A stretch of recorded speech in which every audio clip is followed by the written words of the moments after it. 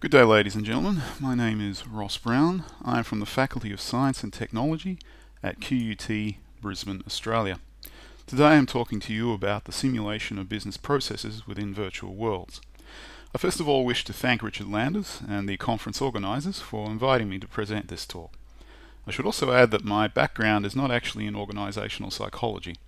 I come from an IT, computer graphics and games development background and recently transferred my research focus over to business process management. I therefore ask the audience to indulge my naive knowledge of organisational psychology. However, I hope that my work in BPM and virtual worlds will offer some insights into how they can be used to engage users in process communication and training tasks. What is business process management, or BPM? Co describes it as identifying value-added activities and thus structuring them and the business to achieve common business goals. The intention of this process is to apply these principles to a business to continuously align with current needs and to thus make a better and more successful business that is much more profitable in the long run. One major component of business process management is the use of visual process modeling grammars to represent the processes within a business.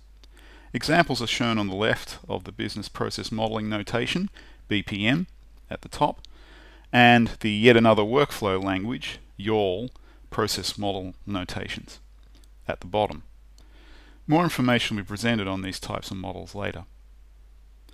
These diagrammatic process models can be hard to understand by naive process stakeholders, and in fact this was the initial motivation for my present line of research, that being, how can we make these diagrams easy to understand?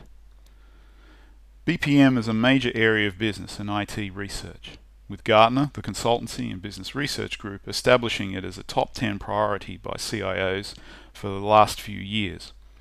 Thus, many vendors provide tools and systems to support BPM in business, and indeed it is a multi-million-dollar industry. So what does BPM mean to organisational psychology? Potentially, I think it means a lot. Anecdotally, I've searched the SIOP website using the term business processes and have had a large number of hits returned using these keywords, in the order of hundreds in fact. This indicates potentially a large overlap between the BPM concepts and organisational psychology. For in the end, organisational psychology seeks to enhance employee performance in a business enterprise. In a similar manner, BPM seeks to model and manage business processes in a way that is conducive to obtaining peak performance from the human components of the business, the employer and the employee alike. Many researchers in BPM indeed investigate human factors in their approaches to process management. A key motivation, therefore, in our work is to seek to engage people in an organisation by using virtual world tools to improve process training, planning and change management, amongst other things. And these very tasks are also key parts of organisational psychology in any enterprise. Therefore, our approach is to use virtual worlds to support process modelling, communication and training. We consider interactive virtual world simulations of processes to be a great improvement over static arcane diagrams, especially if you wish to communicate to non-business analysts about your new or modified business processes. We thus consider these tools to be useful for engaging all stakeholders in a business.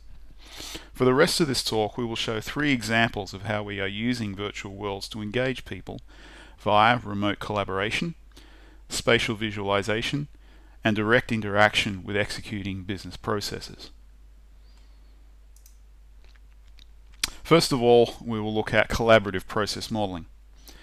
Companies that use BPM practices and process modeling grammars are often international in outlook, having many offices in different regions and countries.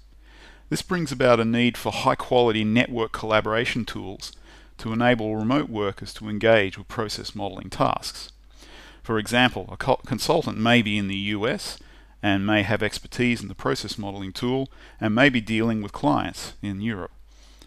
However, the present state of the art in collaborative process modeling uses web-based 2D process modeling systems, as per the example by SAP on the right of the slide, which uses Google Wave and a standard 2D process modeling diagramming tool. These 2D approaches lack an intuitive representation of the user during collaboration that removes insight into collaborator thoughts and actions, and thus stymies the ability of the team to work well together in a remote collaborative fashion. In addition, the lack of a 3D spatial representation removes the typical mode of interaction, which is around a table, with the process model, often just being a paper drawing, being an artifact shared amongst the modelers on the tabletop. What we have done is to take the idea of process modeling, which is a form of collaborative diagram drawing, and have it placed into a virtual world. The process model becomes a 3D artifact available for the avatars of the users to walk around and to interact with intuitively. In addition, the avatars of the collaborators get a better indication of intentions and actions on the other collaborators' part due to their gestures and point of gaze, just as occurs in a co-located collaboration session in a room with real people around a table. This approach can thus engage remote users more effectively in tasks that are not easily performed within 2D web or other networked forms of collaboration systems.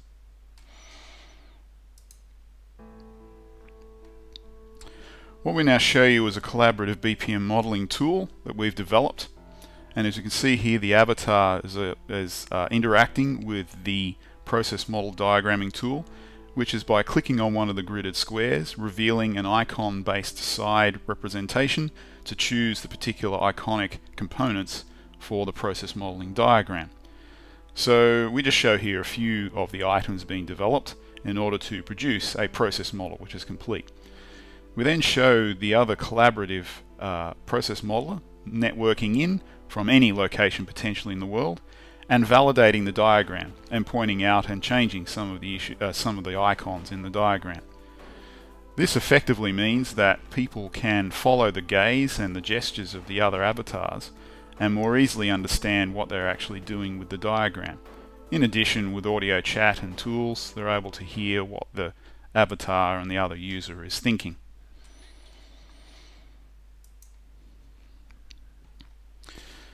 Moving on, we have also addressed issues with spatial process modeling. Business processes are typically enacted by people, of course, in physical environments. Yet BPM has not really recognized the need to represent the spatial juxtaposition of processes with the physical environments they are enacted in.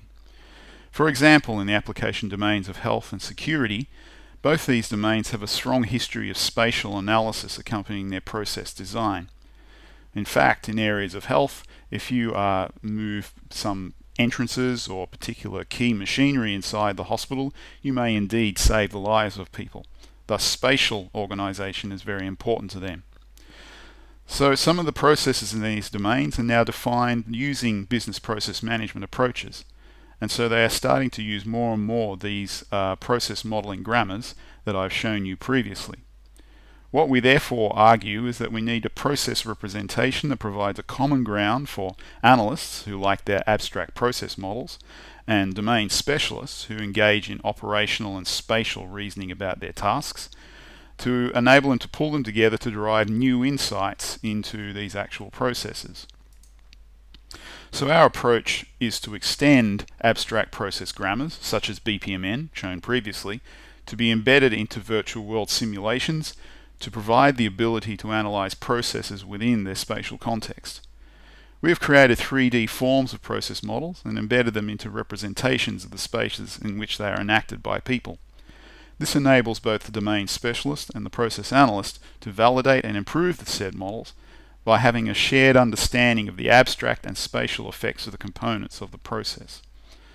Employee work rates are affected by the spaces in which the work is performed. So we think that such visual tools will enhance the possibilities for such work-related process analysis and spatial issues.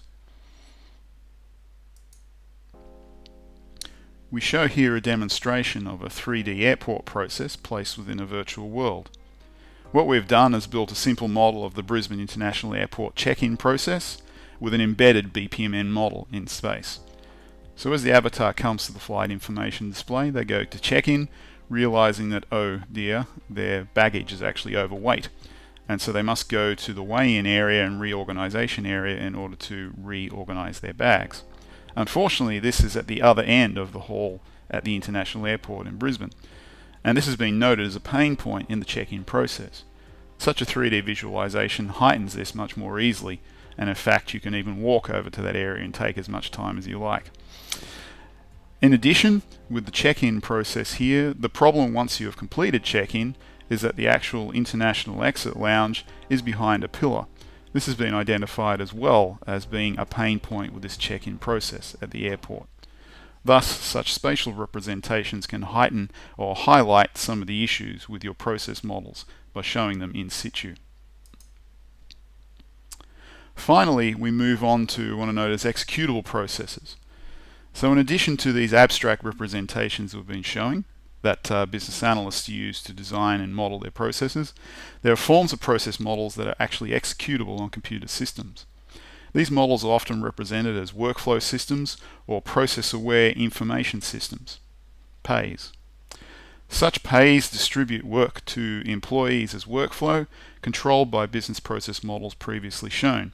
Often this work is distributed using web-based forms, like the one shown on the right of the screen. However, such complex workflows require validation and error checking by employees and domain specialists involved in the field. These diagrams are hard to understand, but we believe that a virtual world execution of the workflow is visually more engaging and understandable, as it is using operational representations in a form understood by the domain specialists. So what we have done as well is to integrate a workflow engine that has been developed at QUT called YAWL, which stands for Yet Another Workflow Language. And we've taken that workflow engine and integrated it into a virtual world. The workflow tasks are brokered in that world by what is known as a supervisor agent, which delivers work items to the users in a heads-up display. You can see this heads-up display to the left of the image on the right of the slide. This supervisor agent establishes, after each user action, whether the world is in the correct state required for the completion of the task. If the world is correctly organized after the task is being done, then the task is considered completed correctly, and a new task is thus given to the user to perform.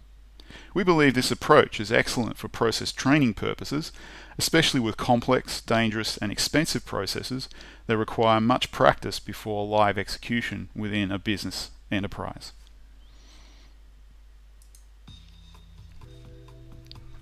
We once again show a video here of a working workflow system. This is the actual process model that's being executed in the YAWL server. And we show here that the avatar is enacting a hospital entry process for a car accident victim. So that diagram is now actually being executed in the background and is being controlling the actions of the person in the world.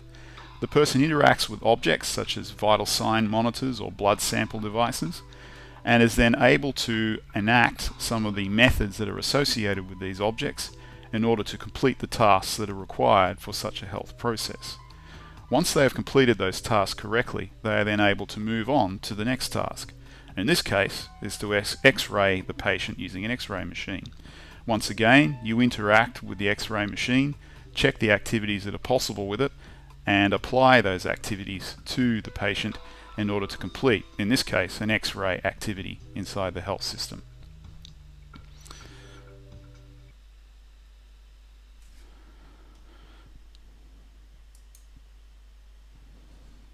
So in conclusion, we have covered three areas of research, that being collaborative process modeling, spatial process modeling, and executable process modeling within the context of virtual worlds. So in essence, our research has explored some potential nexus points between business process management and virtual worlds. So the key theme from our work, we believe, is that such visual and interactive representations assist with tasks that require effective process communication to stakeholders within an organization. Such enhanced communication has the ongoing effect of being able to incorporate an employee more easily into the entire life cycle of business processes, from their inception through their development onto ongoing maintenance and improvement. The benefit to the organisational psychology community in businesses is the possibility of facilitating stronger engagement with employees by providing process representations that provide insight and support remote collaboration and interaction. We believe this will assist with common tasks such as work planning, change management and training, amongst others that are carried out by organisational psychologists within an enterprise. In closing, I'd like to thank you for your kind attention. I hope this session has been informative, that you've obtained some insight into the use of virtual worlds in business process management, and that it will inspire related ideas in organisational psychology. My apologies for not being able to present in person or via the internet to answer questions. Please feel free to contact me via email if you have any inquiries about my work, including papers and videos of the prototype systems. Also feel free to subscribe to my research blog and Twitter account for further news about this research. All the best for the rest of the conference, and thank you.